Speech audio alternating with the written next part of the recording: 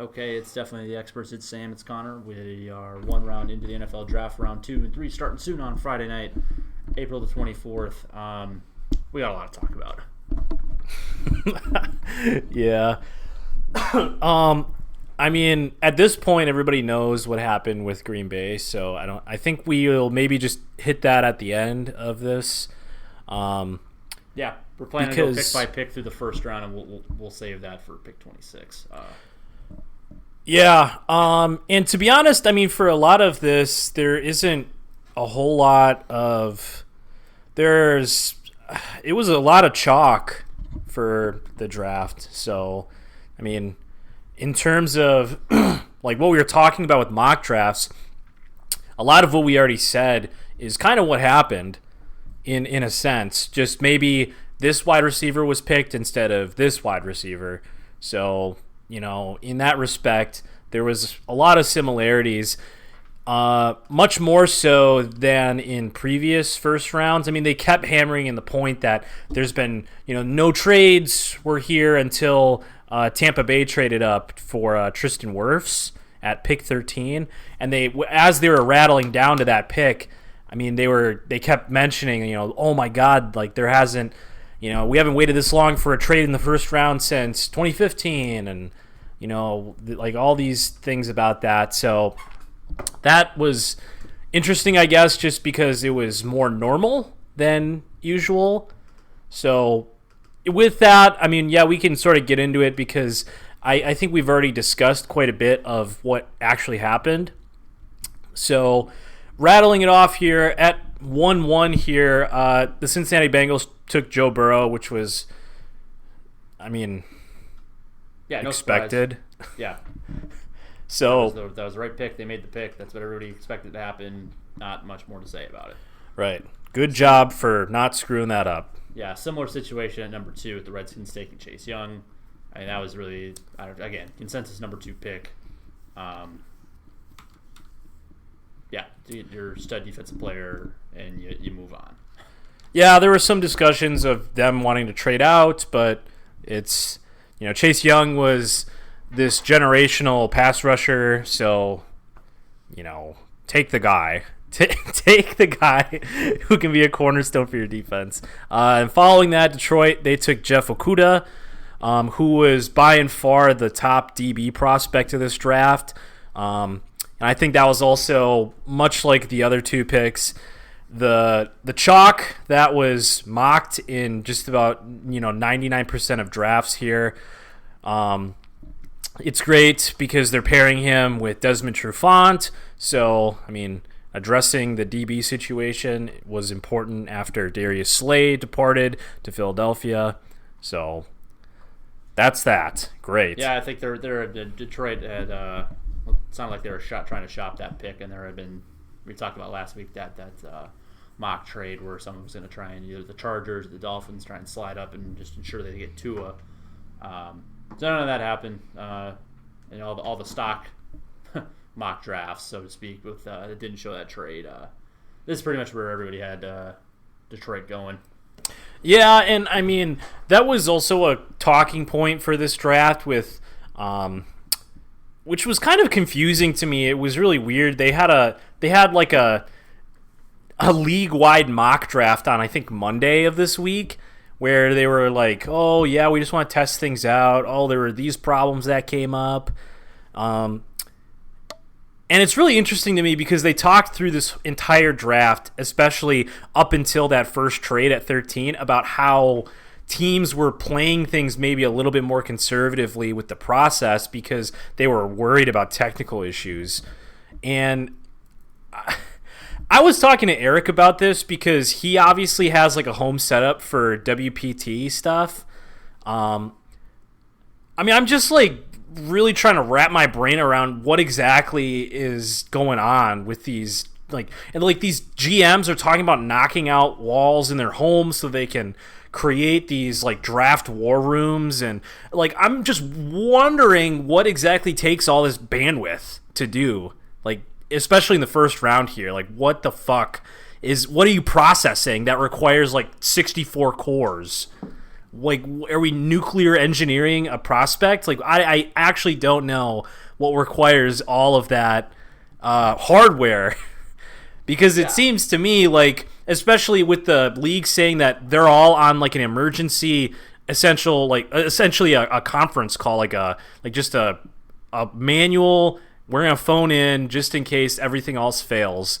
I guess I don't know what you need all of that for. I don't know. Do you have any ideas? No, I don't know, because I thought the whole premise of all the prep work is done by now, and you're just executing. You have your board, and you're monitoring who's doing what, but yeah, I don't know, man. You just got a list of players, and then you cross them off as you go, and you just take the best one that's on your board.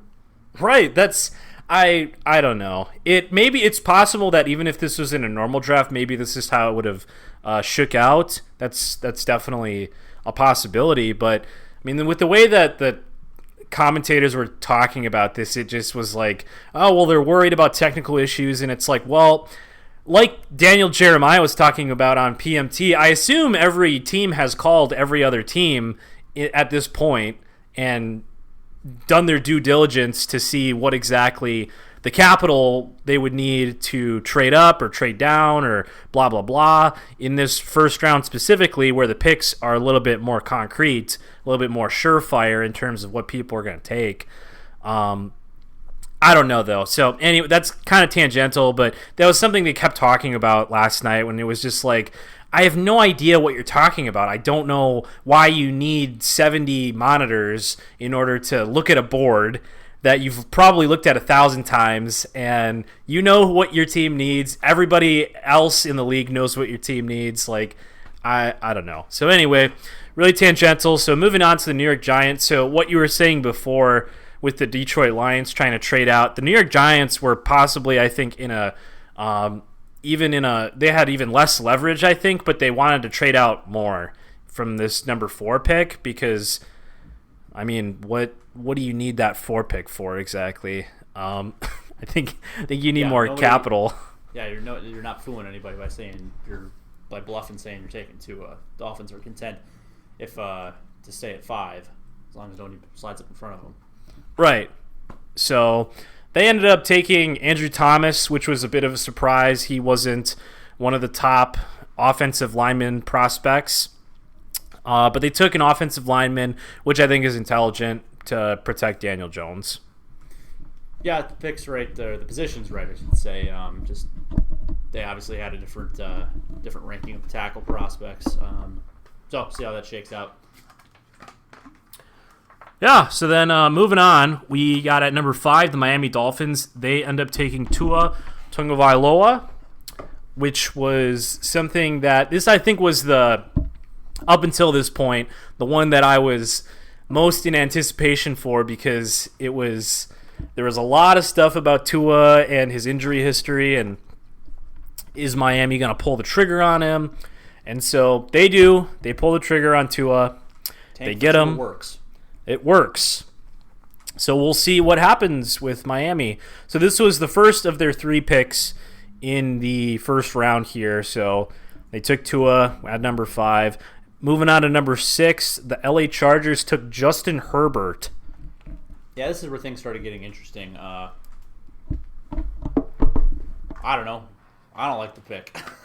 I wouldn't take Herbert here. I understand the Chargers need a quarterback, but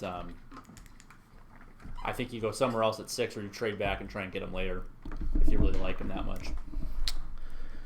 Yeah, I don't know. And this is... yeah. I kind of have the same idea because it's looking at the list of teams that are kind of sitting around here. I'm wondering who takes a shot on Justin Herbert at this point in the draft.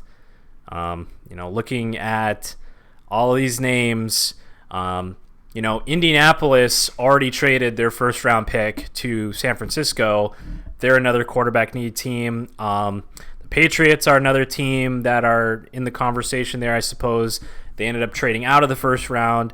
I mean, I'm just looking at these teams maybe, and I agree with you that I think that it probably would have been more advantageous to try to trade back, but I mean, they must have liked Justin Herbert. Clearly, a lot of people just don't appreciate Justin Herbert very much. So we'll see. I don't know. It was a similar situation with Daniel Jones last year when he was taken by the Giants. But yeah, a little different just because Justin Herbert wasn't Daniel Jones wasn't the first quarterback take. Wait, Justin Herbert wasn't the first quarterback taken as Daniel Jones was. Where I think when you're looking at the board, if you're taking a quarterback at this point, Justin Herbert was the best one available. Correct. Just think he's going to last a lot longer. But we'll see what he does out in LA.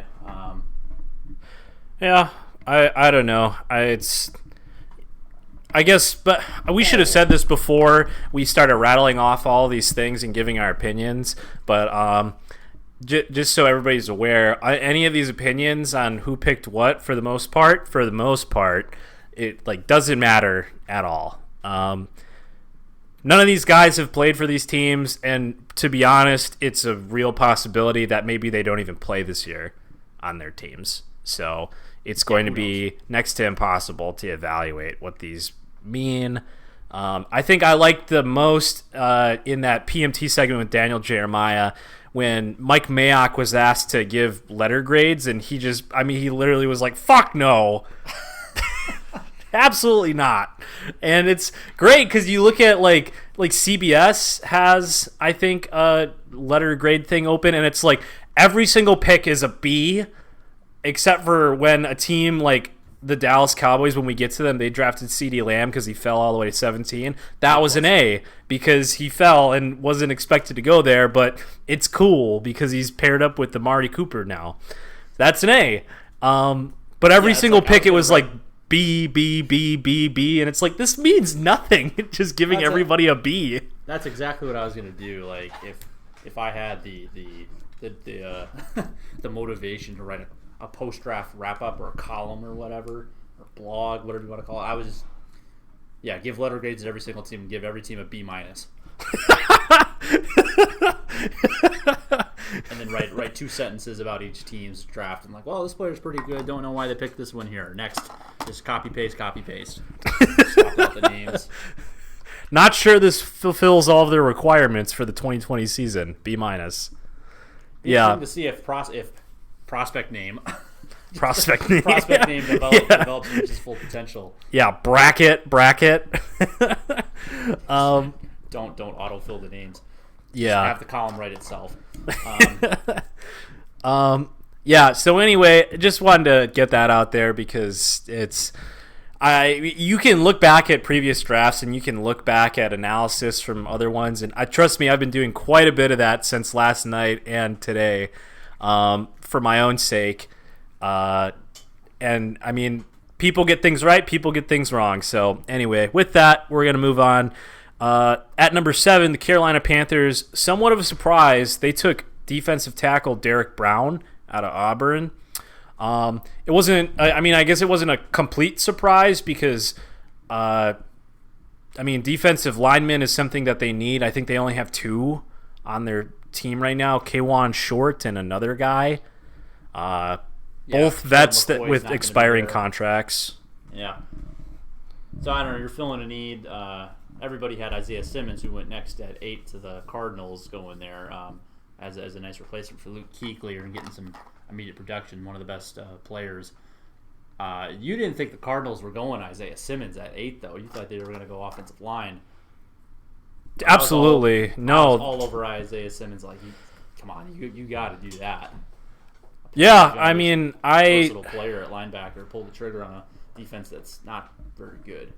Yeah, no doubt. I guess I sort of undershot Isaiah Simmons' value a little bit. I agree he's a once in a generation linebacking prospect. I guess you could call him a linebacker, but his versatility is something that's been talked about a lot with this draft. He's played in several different positions at hundreds of snaps. So, yeah, getting a defensive corner piece for the Cardinals is really important because, like you said, their defense wasn't incredible last year. So having a guy who's a standout, middle linebacker piece to function as like a focal point, I think was much more important than getting another offensive linemen, even though they need offensive linemen for sure. But, I mean, yeah, if you pass up on Isaiah Simmons, I think you'd regret it. So he goes to Jacksonville at the next pick for sure if they don't take him.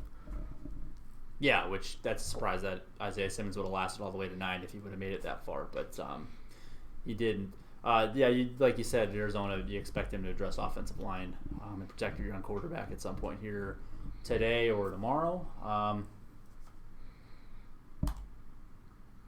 Yeah, I mean, there's tons of dudes out there still. So, I mean, there's obviously time to still do it. You find prospects in not the first round all the time. So, I imagine that's their plan, but it might have been their plan to do offensive line, but if Isaiah Simmons falls to you, then you take him. So, right. Anyway, with the 9th pick, the Jacksonville Jaguars selected C.J. Henderson. Bit of a surprise here because I don't think everybody had C.J. Henderson going quite this high. I think some folks thought that Jacksonville was going to address DB perhaps with this pick. Well, which they did. Oh, well, yeah, never mind. Whoops. Yeah, that's what C.J. Henderson is. Yes, he is a DB. Not DB, sorry, linebacker or defensive line. Which is what they ended up doing later on in the draft. But at this pick, I think a lot of people had them taking some other folks here. I think I saw in a couple of drafts they had like Javon Kinlaw going here, especially with Yannick Ngakoue probably not playing for the team again, especially having beef on Twitter with the VP of the organization. Their defensive line is somewhat decimated after losing probably him and Calais Campbell in the offseason. Yeah, that Yannick Ngakoue beef is pretty aggressive, man. It was so weird. It was like, what do you gain from doing this?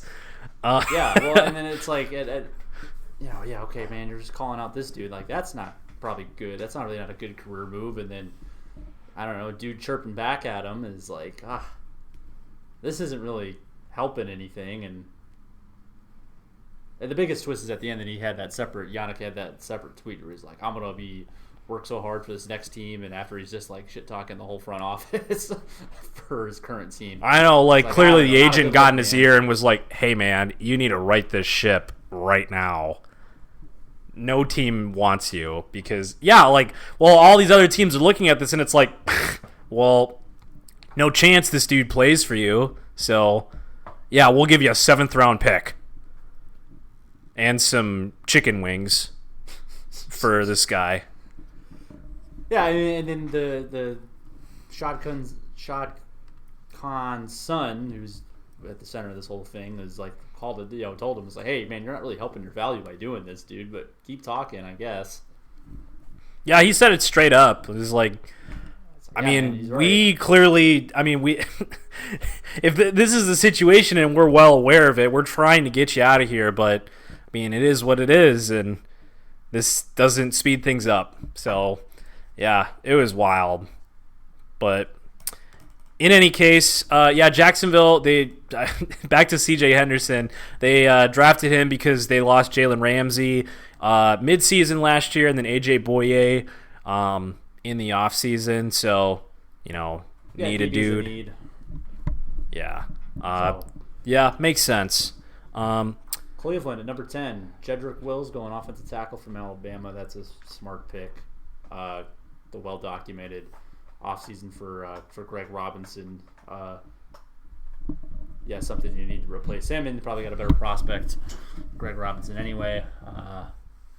Get some protection for Baker Mayfield, so good pick, I guess. Yeah, I think the story here is kind of similar to the Isaiah Simmons thing, not to the same degree, but I don't think they expected Jedrick Wills to fall all the way to number 10 here.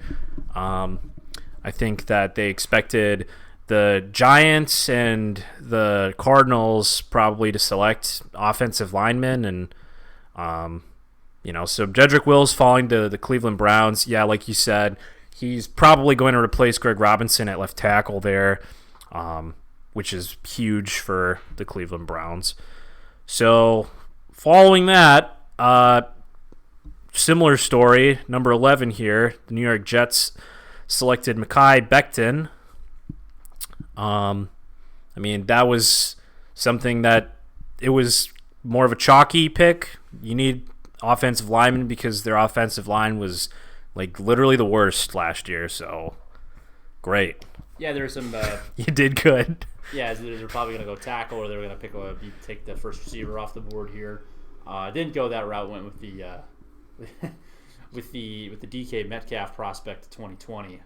Just had a ridiculous combine, ridiculous athletic freak, and this is highlight tape that they put on after he's drafted is just insane. We're just really picking up and throwing people. So huge man, a lot of potential at tackle. So really just a solid good pick. Yeah, my goodness, he's so big. It was scary. Yeah. So following that up, we get the first bit of interesting news in the draft. The Las Vegas Raiders selected Henry Ruggs as the first wideout off the board. A true L. Davis pick. Take the fastest guy available with your first pick. Yeah, so this is a bit of a meme pick because, I mean, people were saying this, that the Raiders had a penchant for selecting wide receivers that had top speed, and that was their calling card. I mean, what, Darius Hayward-Bay? That was the other guy. I'm sure there's more. That's the only one that I can remember off the top of my head. But like you said, it was a classic Al Davis move to, the saying, you can't teach speed. I saw that phrase in the fucking CBS article, and I fucking laughed out loud. And so anyway, took Henry Ruggs because he ran a mid 4.2 at the combine. Nobody really had him going as the first receiver off the board, and so that in that respect, it was a bit of a surprise. He was grouped in this. He was going to go in the first round somewhere to a team, but I think people paired with this in this cluster as in that top three with him, Judy, and CeeDee Lamb. Yeah, so it's not like they totally just shit the bed and took a dude who was like, not even expected to go in this round or anything, or like or even a tier below in the first round, because I think he was like CD and Judy were like 1A, 1B, and Henry Ruggs was like 2. Yeah, so not a huge stretch, but it's kind of curious that he was the first receiver in this draft. So yeah, so noteworthy. Put an asterisk next to that. We'll see how that shakes out. Yeah. Next, we had the first trade in the draft. The Niners traded back one spot, and Tampa Bay took Tristan Wirfs, an offensive tackle out of Iowa. He was one of the top offensive lineman prospects. He was up there with Jedrick Wills and Mekhi Becton. Like these three guys were kind of talked about as like the dudes. So they traded up, get some protection for Tom Brady, lay down the trenches in Tampa Bay. I don't know. It's not a whole lot else to it. Yeah, it's the one missing piece on that. The one missing piece other than running back on that offense, this offensive line. Just protect the old man back there, and they can address running back, later in this draft. So, absolutely. Correct pick. That was the objectively the right pick. Yes. At that position. So then next, like we said, the Niners traded back only one spot, so they're up next. They drafted Javon Kinlaw, defensive tackle out of South Carolina. This was one that I think I saw it on the Brett Coleman mock, and it made sense because, like when I was talking to you last night, it was a 1-for-1. They traded away DeForest Buckner to the Colts in the offseason, and getting Javon Kinlaw, it's 1-for-1, just filling a hole that they lost in the offseason, and they managed to gain an extra first-round pick in the process, and they don't have to pay this guy. I think DeForest Buckner, I don't know what he's making, $20 million a year or something. So get a guy who's going to do the same job for a lot less money, and get an extra draft pick. Yeah, win-win. Yeah. So that's how that shook out. Number 15, the Broncos. They took Jerry Jeudy. And they have to be thrilled that he was still on the board here at 15. Yeah, I don't think anybody expected Jeudy to fall this far in the draft. So Denver Broncos, they were expected to take a wide receiver in the first round here. They do, and they get arguably the top prospect. So having that guy who everybody was saying was possibly top 5 selection, getting him all the way at 15 without having to trade up for him. Excellent move. So, Perrin, I'm excited to see what he does with Cortland Sutton on the other side. Yeah, it's going to be a nice 1-2 punch at wide receiver, and you're really putting Drew Lock in the best position to succeed, giving him some weapons. So just giving him the best chance to go out and, as a full year, coming into the season as a starter from day one, really giving him the best opportunity you can give him. Right. Agreed. At 16, the Falcons, they took A.J. Terrell, cornerback from Clemson. This was a guy that I listened to a little bit of analysis on after watching the Brett Coleman mock draft, because I don't think A.J. Terrell was in a ton of mock drafts in the first round, but he had him going to the Las Vegas Raiders, who ended up selecting a different DB. And so I don't know. I mean, I don't know a ton about him, but I know that a lot of people, I guess, put him a little lower because he got burned a little bit by Jamar Chase in the championship game. But aside from that, apparently, I mean, he was a pretty locked down dude. He got a bad shake because that was his last appearance in college football, and he got what is probably going to be the top wideout prospect next year, and probably could have been a top wideout prospect this year, even in the deep wide receiver class, if he came out. So it's just a tough matchup, and big deal. Everybody's going to struggle against him. But he's a really aggressive corner, which is, I think, what Atlanta needs, because they don't have a ton at corner right now. They have, I think, Isaiah Oliver and another dude that I forgot. Yeah. But yeah, we talked about it last week. Not good. Replenishing that secondary is a need, and they're filled the need. Yep. So that's that. At 17, the Dallas Cowboys landed CeeDee Lamb. Again, same thing with Jerry Jeudy, where even more so than Denver being happy about getting Jerry Jeudy at 15, but the Cowboys having CeeDee Lamb, 1A, 1B, depending on how you slice it from a wide receiver prospect, still being at the board at 17 is what a steal. What great value. And, yeah. And they were showing on TV just McCarthy and Jerry Jones. They looked pretty giddy about being able to get him there. They had some big smiles on their face when they made that pick. Oh yeah.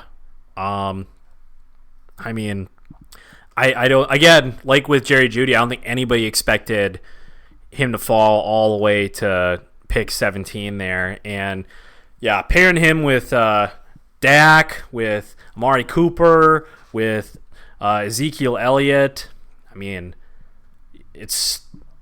you're looking at a solid offense right there. I think you were saying yesterday their 11 personnel grouping, I mean, yeah, you just listed it there and then added Michael Gallup and Blake Jarwin. It's pretty good. Yeah. Did the draft start? Yeah, Bengals are on the second round right now. Bengals are on the clock. Okay. See, all right. Before we go any further, I gotta vent about something. Man, that draft last night, starting at 8 Eastern, that takes too long. To have 10 minutes between picks. Yeah, I agree. I didn't like being up till 11:30 last night watching. It even moved quicker, I'd say. Didn't it move quicker than... Maybe it did move quicker. But it did feel like it moved quicker, but the dumbest thing is when the Bengals, when they open the thing for pick one, they say, all right, Bengals, you're on the clock. You got 10 minutes. Like, why can't you just come out right at the top of the hour and be like, all right, hey, Roger, just come out and say, hey, draft's open. It's been a great season. It's yada yada yada. Do your monologue, okay? And the Cincinnati Bengals picked right away. Why do you got to give them the extra 10 minutes? They've been on the damn clock for 4 months. Yeah. So I don't know. That would just there you go. Save 10 minutes. I agree. Yeah. It doesn't. I think we said a similar thing maybe last year, possibly the year before. I remember you saying like the same thing where it was like, man, they've been on the clock since the season ended. What are these extra 10 minutes doing for them? Exactly. I don't know. I agree. It is a whole spectacle, and yeah, like all the gimmicky stuff. I don't know. We can maybe get into that a little bit later, but like the TV broadcast just had too much dumb stuff in it. It's just they try to. You got to draw it out because it's this first round and it's what everybody's watching, especially with the quarantine. I think there were a record number of people viewing the draft this year, so I get it. You got to throw in everything. You got to have the ads. You got to do it. TV. But fuck, man. Like every single pick where Roger Goodell's looking at the TV, come on, give me. That's all you got. It's like, dude, he's a terrible hype man. This guy sucks. He's wearing a sweater and. Yeah, I did like the best fans though on the Zoom call in the back there were definitely the Buccaneers fans. They were dressed in pirate gear head to toe. They were the best. Did you see in the Raiders one they actually didn't have two screens? Yeah, I saw they had two blank ones at the bottom. Yeah, it was like all 12 Las Vegas Raiders fans. Yeah, I'm sure someone made the same joke about the when the Chargers, like, wow, look, it's every single Chargers fan. Right. But anyway, all right, so chugging along here. The Miami Dolphins have their second pick of the first round here at 18, and they take Austin Jackson, offensive tackle out of USC. Yeah, now we get into the second tier of offensive line, but this is a really smart pick. Really that they said on the broadcast last night. All right, you got your quarterback, and you can really just pick your best player available, and you're going to get an upgrade at whatever position it is, just because that roster was pretty weak. So there you go, tackle end piece to block for Tua. Right. So makes sense. Need to protect your young quarterback. So, yes. So following that up, the Las Vegas Raiders at pick 19 here. They take Damon Arnett, cornerback from OSU. Some people argued that this was a reach, but I don't really think so. I think he maybe just got overshadowed a little bit because he's playing next to Jeff Okudah there at OSU. I didn't realize also he had a broken hand last season, which didn't help his cause at all, and had to play. I don't remember which one it was, but he was playing basically stuck on one side of the field to kind of cover up for his broken hand. Gotcha. But I don't know. I remember just watching enough Ohio State games, and he's making plays out there. So yeah, need DBs. So at 20, Jacksonville, they take Clavon Chason. And this is where they addressed the linebacker that they didn't get earlier.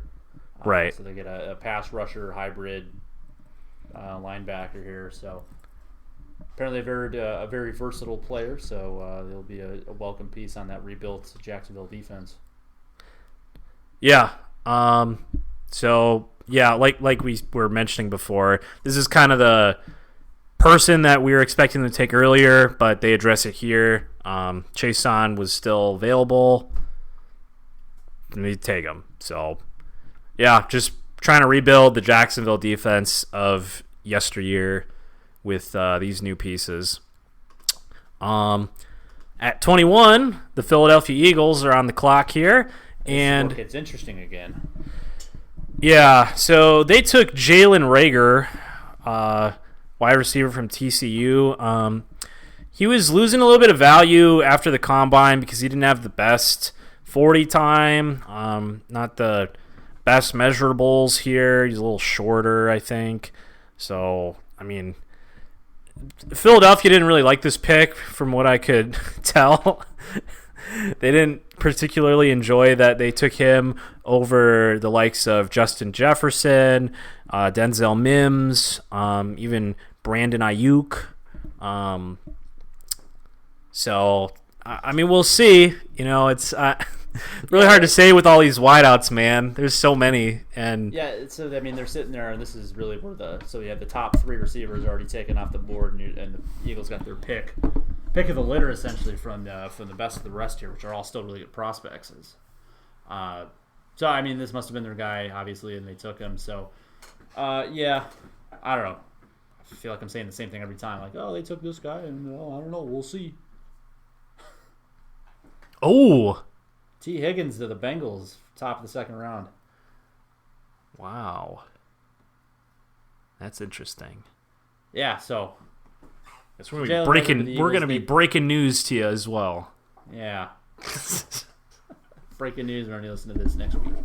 Yeah. So Jalen Reagor, so they did address receiver, which was widely expected to address the position. It was just a matter of which player they're picking, and yeah, Jalen Reagor was apparently their guy, leaving Justin Jefferson to go next at 22 to the Minnesota Vikings.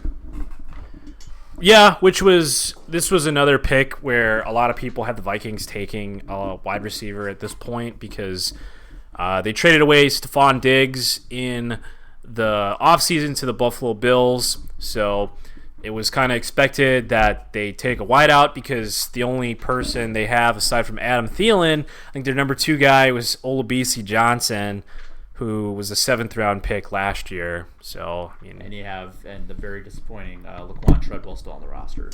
Yeah, he was cut and then re-signed. So, no. So try again with the 1st round pick. Yeah. So that's what you got.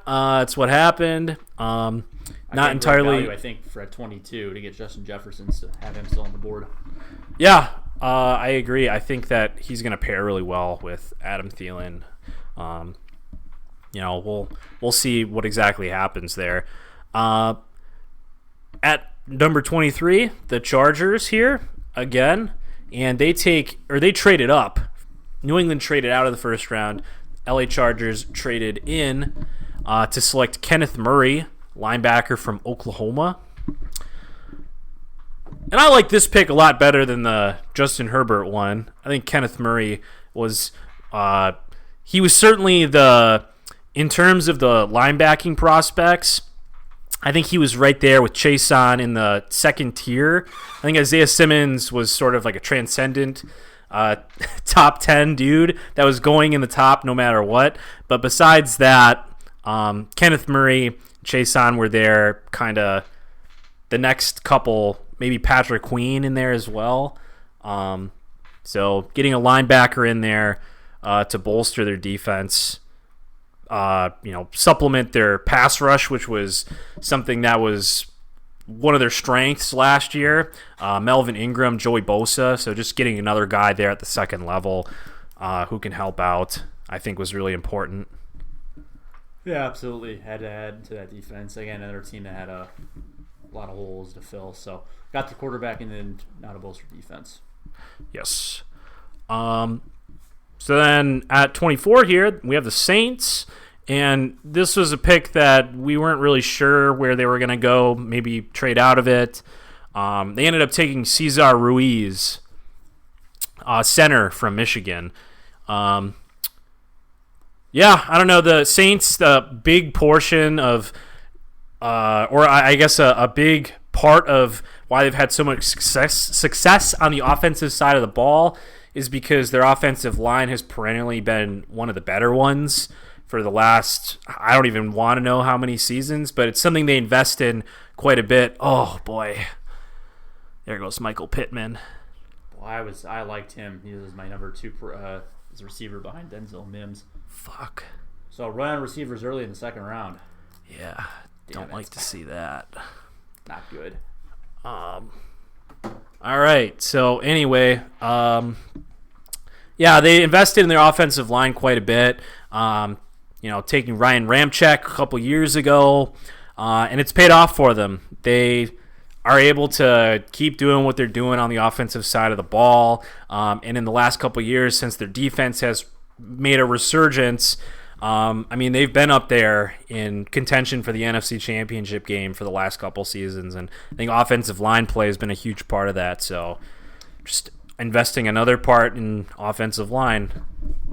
Yeah, it's a good pick, and they can slide him over to guard to replace Larry Warford, veteran guard, once he retires or gets hurt or whatever. So I don't know, we said this 2 weeks ago. Depth on the offensive line, you can't fault it. And really, the Saints are doing it from a position of strength here, where really you look at that roster top to bottom. They don't have any huge gaping holes that are immediate pressing needs they need to fill, so they're able to really draft from a position of strength and get best player available and invest in the offensive line, invest in the trenches, and really continue to set themselves up as long as they draft well to be successful moving forward for a while. Yeah, absolutely. So then next we have the Niners. They traded up, traded with Minnesota, and they took Brandon Ayuk, wide receiver from Arizona State. This is also, I mean, as soon as they traded up, I think everybody knew it's like they're getting a wide receiver. And they did. They needed to replace Emmanuel Sanders because, I mean, we mentioned this last week as well. The only person, aside from Deebo Samuel, on the other side, it was the likes of Dante Pettis and Kendrick Bourne, those kinds of guys. So, you need a guy that you can rely on that's not just Deebo Samuel and George Kittle. So, take Brandon Ayuk. Great. Yeah, made the big play at the end of the Oregon game when Arizona State beat Justin Herbert last season and torched him for the game-winning touchdown. I don't know. Good player. Yeah. Next one, the Green Bay Packers traded up. And this is probably the biggest story of the draft nationally, not just for us because we're Packer boys, but. Yeah, they traded up and took Jordan Love, quarterback, Utah State. So I don't know what you want to do here. If you want to finish this and then get into this, or let's just do it right now, man.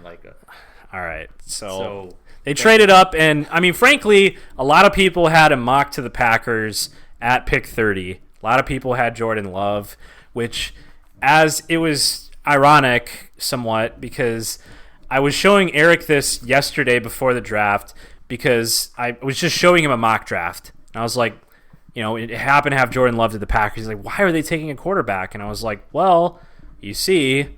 So I'll just get into this with what I think. And frankly, with this situation, I think I'm being much more optimistic about it than a lot of people. I think a lot of people are really fucking mad about this pick.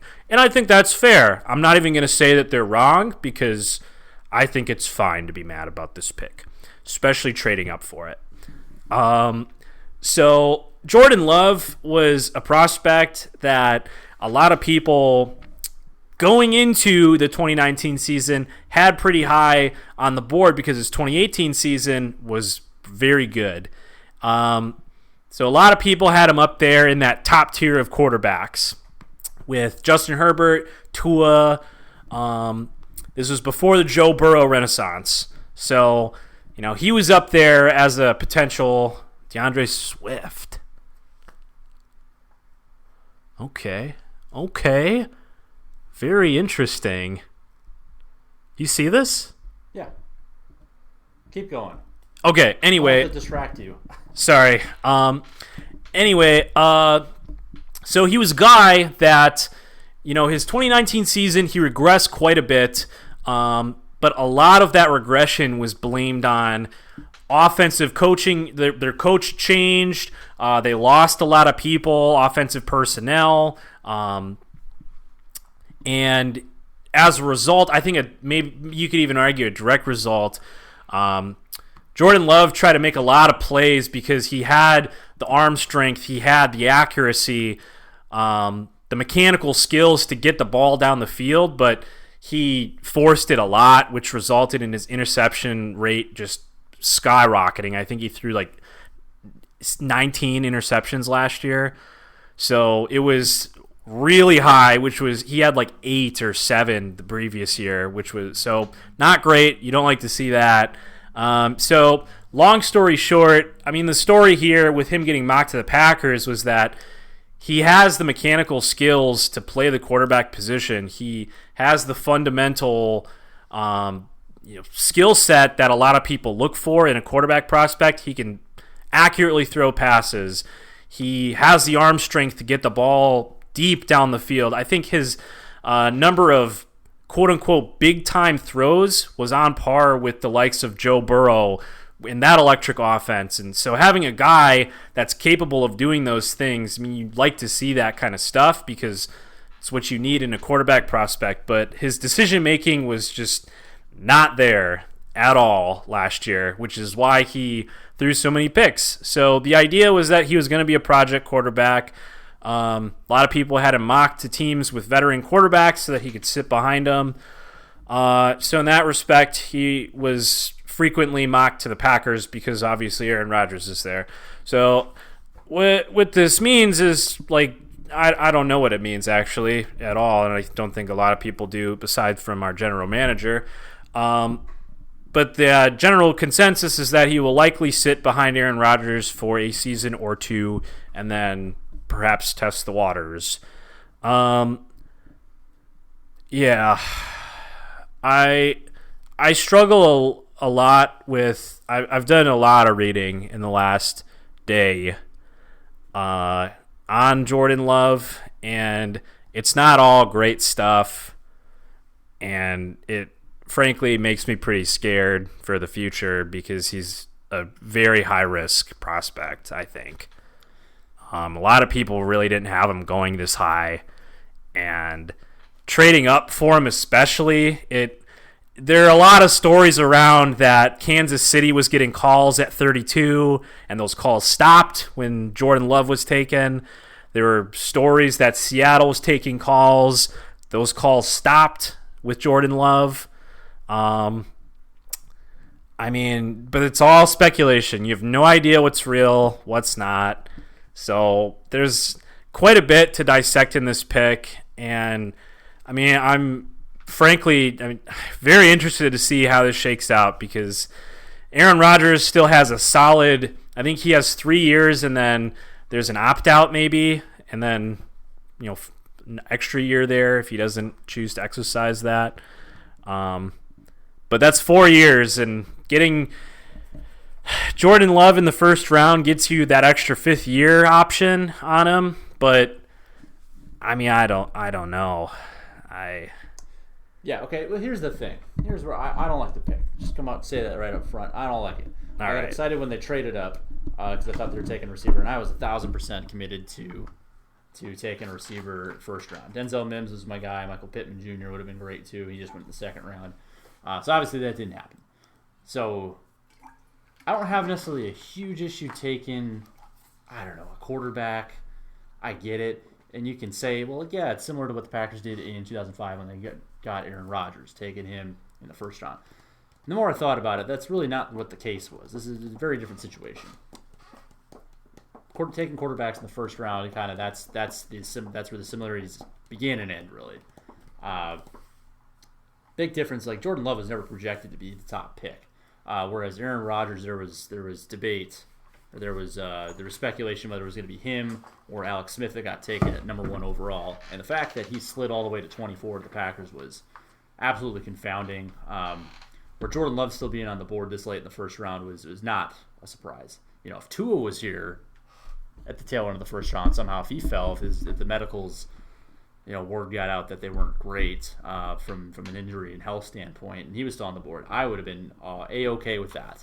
If someone like Tua or something happened to Joe Burrow, he found himself all the way back here at the tail end of the first round, absolutely no problem with that then. But to trade up for a guy who isn't going to contribute, or you hope is not going to be a major contributor, barring injury to Aaron Rodgers here for a year or two. I mean, I get it when you're looking through the lens of the time scale of Brian Gutekunst projecting out many years after Aaron Rodgers, but man, I don't know. It's a boomer bust pick, really. Yeah. If he comes in a couple of years after Aaron Rodgers retires, or he's not the team, whatever the case may be, and he plays you're spending that time on the bench, does him a world of wonders, and he comes out and is really good, then yeah, this is a great pick. But I don't know. I think you could have gone a lot of different ways. I agree with you. I think this is 100% Brian Gutekunst's silver bullet pick, that it will either make or break his career as a general manager. Yeah, he's 100%. The guy that picked a bad quarterback and passed on getting help for the tail end of Aaron Rodgers' career. For the team that came off of an overachieving team that came off of being a game away from the Super Bowl. Or is it's going to be, hey, he locked in stability at quarterback for another 15 years, which is Absolutely. tough to think you're going to get that 3 times in a row. Right. I mean, it is an absolute roll of the dice to, the idea that you're going to be grooming another Hall of Fame quarterback. There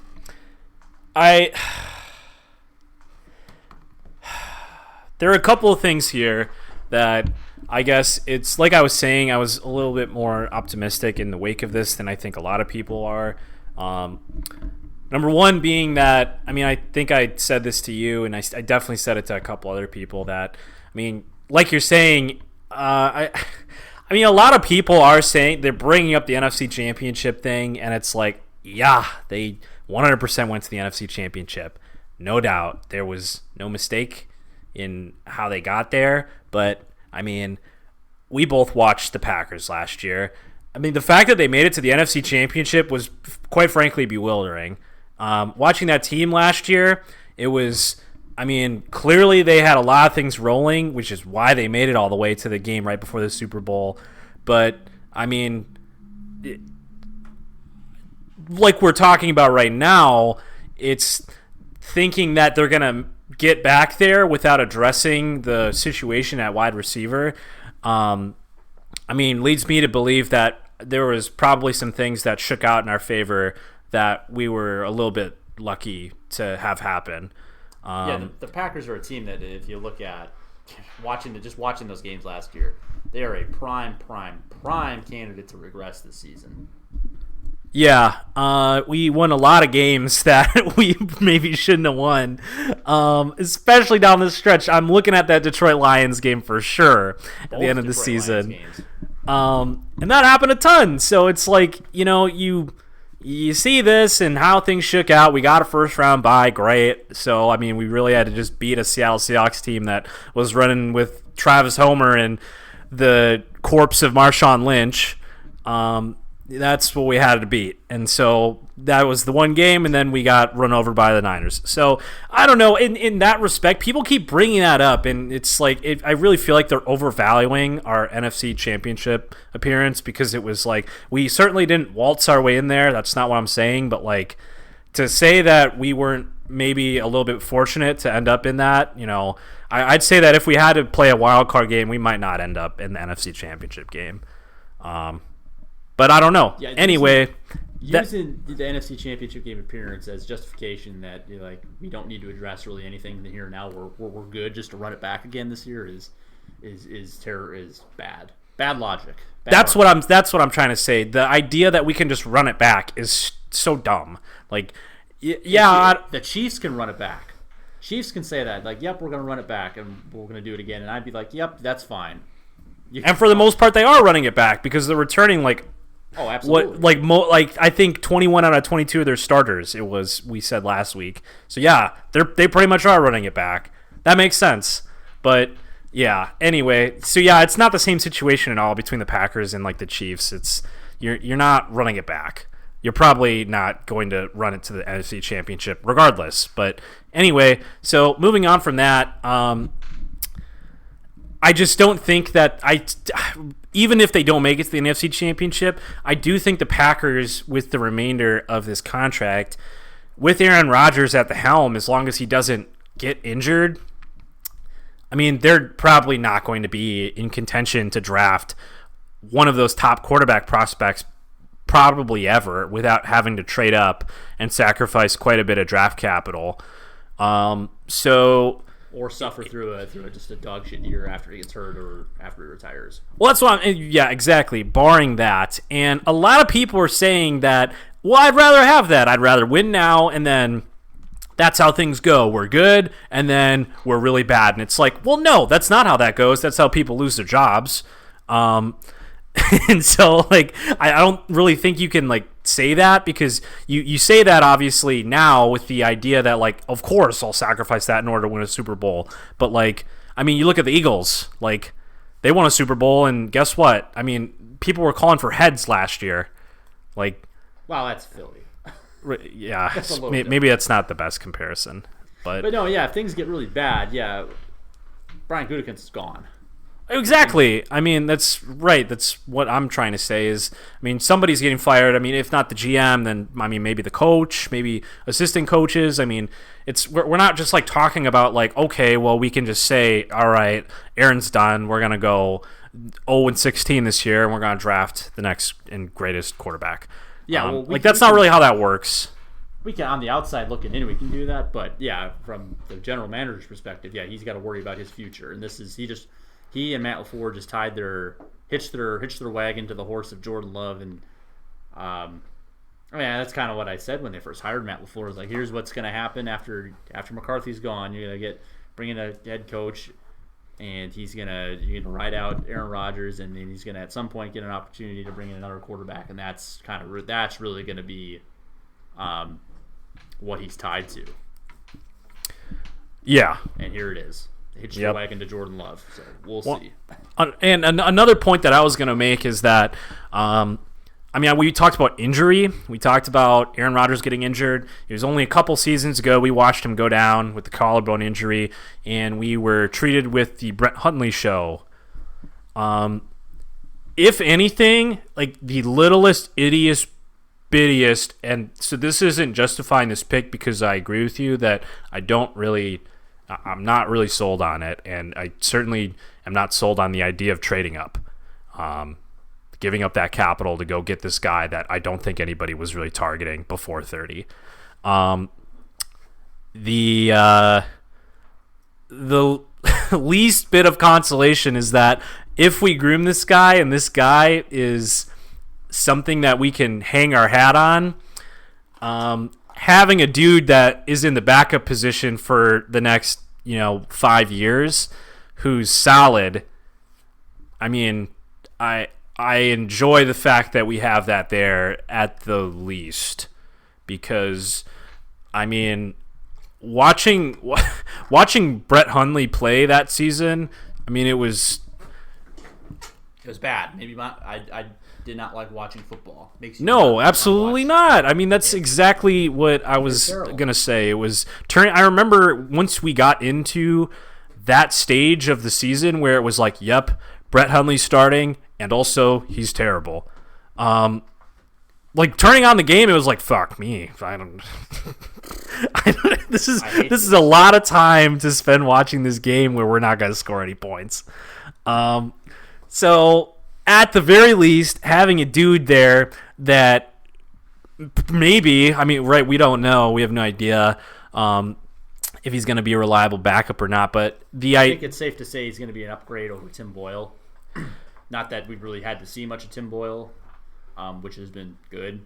To not see him, but I don't know. There's a reason he went to Eastern Kentucky and was undrafted and whatever. Just from arm talent, Jordan Love's going to be better. Yeah. Right. I'll be getting real nervous if Tim Boyle's taking second team reps this summer. Yeah. That would make me nervous, but yeah, that wouldn't be awesome. But in any case, that's another piece of what I was kind of looking at this from the more optimistic side of things. We get a guy who we've invested real resources in, so at the very least, if Aaron goes down in, I mean, maybe not the 2020 season, but 2021 season, a guy who's we are putting work into this guy, and in the unfortunate situation that our Hall of Fame quarterback goes down, we have a dude that we like, or our fucking front office obviously likes. So good enough about to do to make the trade and take him in the first round. Yeah. The So other I mean, thing I was just to look at like comparison, like okay, well Jordan Love, take him there. The other quarterback's still on the board that you probably could have gotten in the second round here, like Jake Fromm. You probably could have waited for. Jalen Hurts is still on the board. Yeah, a lot of people are like him, which I don't know about that fit or bringing in Jalen Hurts because he's kind of more of a finished product in terms of quarterbacks. But guy that I kind of had circled that you could have waited for the second, third round. I don't know when he's going to go, but Jacob Eason from Washington, kind of that prototypical big quarterback. Similar, it sounds like he has a lot of arm talent, similar to Jordan Love, but something you could have waited for and taken a flyer on. Yeah. And I mean, a lot of people were. I mean, the big thing is the fifth-year option here with drafting him in the first round, and that's the big thing. And what we were talking about before with the speculation with trading, and I get it, kind of pulling the trigger on the dude, but anyway, we'll see. Conspiracy theory. The conspiracy. I texted you this one day. That one of my coworkers saying that. So Dolphins didn't want to. There's actually the Patriots were interested in Jordan Love, but Dolphins didn't want to trade the pick within the division. So now the Packers are going to flip him today or in the second round. Not going to happen, but boy, that'd be fun if it did. Yeah. That'd be something. He texted me that, and it was like, you know what? I like that. Makes sense. It does. And looking at all this promo for Jordan Love today, I was like, man, that would be so funny if it happened, because there's all these like things that are like, welcome to Green Bay, Jordan Love, and then it's like, see ya. Thanks for getting us these picks. This is all a ruse. Yeah. All right, let's move on. That's yeah. That. I mean, right, like you said, that's probably the biggest story of. It might be the biggest story of the entire draft. If we're being real, biggest story is how pissed is Aaron Rodgers? Is he gonna sucker punch Brian Gutekunst next time he sees him? Yeah. So I mean, moving on here, we don't have a ton of people left, but the Seattle Seahawks, they were kind of expected to trade out at 27. They ended up taking Jordan Brooks, linebacker from Texas Tech. Bit of a surprise. I think he was a bit of a sleeper pick. Especially with Patrick Queen still on the board at linebacker. So that, I mean, I don't know, not a whole lot to analyze here. They took a linebacker who's maybe good. And the Baltimore Ravens ended up with Patrick Queen, and this is sort of a big headline because Patrick Queen was, I think, expected to go a little bit earlier here.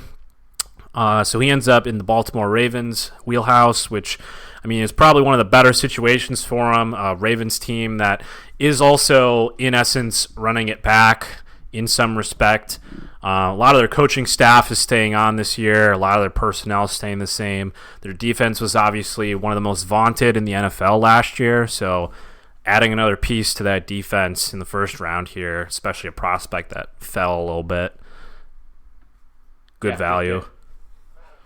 A lot of people were comparing him to C.J. Mosley, too, a guy who they lost not this past offseason, but the offseason before to the Jets. So, I mean, getting a guy to potentially, supplement the loss of that guy, perhaps a season removed from that, I think is excellent value. Tennessee Titans, they took Isaiah Wilson, tackle from Georgia, with the 29th pick. I don't know. Sure. Yeah, we're gotta get a replacement for Jack Conklin, who went to Cleveland. Yeah, I mean, so there you go. Right, big power run team. So I mean, investing in the offensive line is important for the Tennessee Titans. So they get their guy. Got him. At pick 30, the Miami Dolphins, they take. Oh, goodness, I forgot how to pronounce this guy's name. No, They said it a couple times, and I thought I had it, but I forgot. Igbinoghene? That's better than what I was just about to say. I think it's something like that. Igbinoghene. And a Henny. Anyway. Henny. no disrespect to this guy. I just don't know how to read. Cornerback from Auburn here. He was also a guy that I think was a little bit of a sleeper pick. I didn't see him in a lot of mock drafts in the first round. But Miami gets a DB. This is a surprise here since all the money they invested in that in their secondary was Xavier Howard and Byron Maxwell. Byron Jones. Yeah. Byron Maxwell did play for the Dolphins at one point. Former member of the Legion of Boom. Correct. Like you just said, bit of a surprise because they obviously have a lot of capital already invested in the cornerback situation specifically. We'll see what exactly happens there. I don't know if he's like an insurance policy or, I don't know. It does fly zone in Miami. Yeah, I don't know. They obviously have some sort of plan. Yeah, like creating a vaunted secondary is certainly respectable. Minnesota Vikings, they traded back, so they're all the way at 31 now, but they take Jeff Gladney, DB out of TCU. This was also something that we were kind of expecting. Jeff Gladney or like a Grant Delpit, some sort of secondary piece here. Specifically, Jeff Gladney is going to we're assuming he's going to replace Xavier Rhodes and Trey Waynes, who both left in free agency. So he fits right. He's a one in, one out situation for sure. Maybe not necessarily. Yeah, they need to fill the holes there. So yeah, this is and I think that's a good value at 31. I think most people had Jeff Gladney slotted ahead of Noah from Auburn. The Miami took it 30, so good value getting him at 31. And this next pick, I love this next pick by the Kansas City Chiefs. Yeah, I think a lot of people did. Yeah, Kansas City took Clyde Edwards-Helaire, running back from LSU. So, yeah, this dude was an absolute monster and showed out at the championship game against Clemson. Dude is only 5'7", but, man, he's a wrecking ball. I think a lot of people were comparing him to Maurice Jones-Drew, and I think that's great. I like that comparison a lot, actually. Just an offensive playmaker through and through. Having a dude who, he's a great receiving back. Yeah, that's what I was gonna say. His pass catching abilities are excellent. Just his prototypical physical stature, I think, really fits well with what Kansas City's doing. Yeah, man, this is really something. Like the fit is too good, man. Yeah, the one piece on offense. Like, yeah, they got so much speed on the outside. They got Sammy Watkins, who's a prototypical outside receiver. They got the best or one of the best tight ends in the NFL. And then they have solid running back. Damian Williams is a good running back, but this is as getting CEH here as a change of pace third down receiving back who is shifty as hell and can run and absolutely truck people at the same time. Boy, this is just the Kansas City Chiefs saying "fuck it, be legends." Yep, we're gonna score 100 points a game this year. Yep. Good luck. I'm excited for them. Maybe not excited to play against them at any point when Clyde Edwards-Helaire is there, but yeah, this really rounds out their offense, and a lot of people agreed. A lot of people really liked the way that the first round ended with the Kansas City Chiefs taking Clyde Edwards-Helaire. There you have it. That's first round. That's the first round. We're every part of the way. Gets a B. Yeah, every team gets a B except the Packers. They get D-. F-. Yeah, F-. Terrible. Yeah. Jonathan Taylor to the Indianapolis Colts. Yeah. Well, what I was going to say, I'm not even going to we can talk about this in next week probably with some more draft recap stuff, but the Lions took DeAndre Swift, man. Yep. What? What? Why? Why not? Well, they got a guy there already. Who?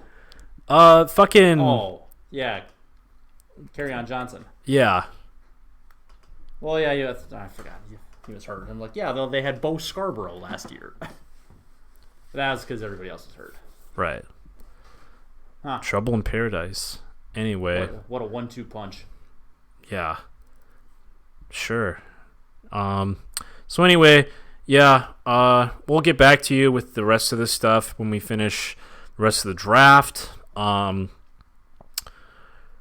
Hopefully all this ages well.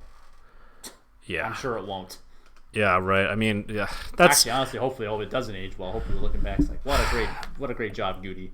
right. That's something that I think is good to close out on. Is like you can look back at a lot of drafts, and I mean, there are some drafts where like top 15 picks, they all went to the Pro Bowl. A lot of them were all pro. There's a lot of drafts too where the top 15 picks, they were out of the league in like 3 seasons. So, I mean, we certainly don't know what's going to happen, but I mean, the people who are paid millions of dollars perhaps don't even know what's going to happen with some of these dudes. So the guys who do this for a living don't always get this right. So I mean, it's why we watch the sport, obviously. There's all of this human error involved in it, so it makes it interesting. So I don't play the games on paper. Yeah. And right now, a lot of us with the Packers pick are certainly feeling a little weird about the draft now. But I mean, you can. There's certainly the possibility that he's fucking awful. But you can look at any number of other prospects where people missed on him and they ended up being excellent. People are comping this. I don't think it's really a fair comparison. But the draft situation with Patrick Mahomes, obviously he wasn't the first quarterback taken, and if we could run it back, I think teams would probably change their mind on him. And so, I mean, that's just it's not a perfect example, but it's an example of, these analysts don't always get this right. And so, time will tell with how these things shake out. We obviously didn't see Pat Mahomes play his entire first year, and then he rolled into the next year, and he was fucking awesome. So, is that going to happen with Jordan Love? I doubt it. Probably not. It's going to happen. I need it to. Injected into my veins. Otherwise, we're going into 30 years of darkness. Yeah.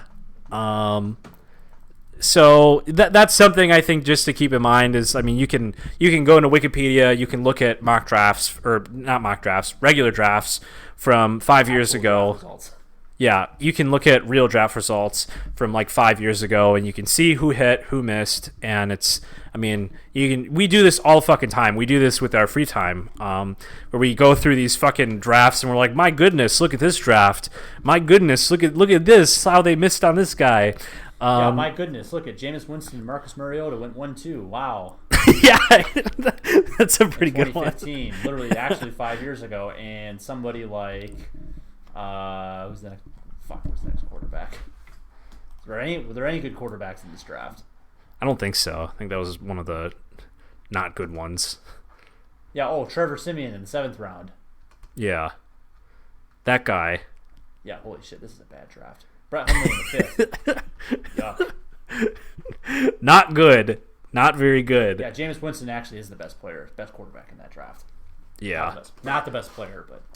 I mean, looking at 2016 though, where LA took Jared Goff and Philadelphia traded up, took Carson Wentz. I mean, I don't know if you can definitively say that Carson Wentz is better than Jared Goff, but I would say he's probably better than Jared Goff.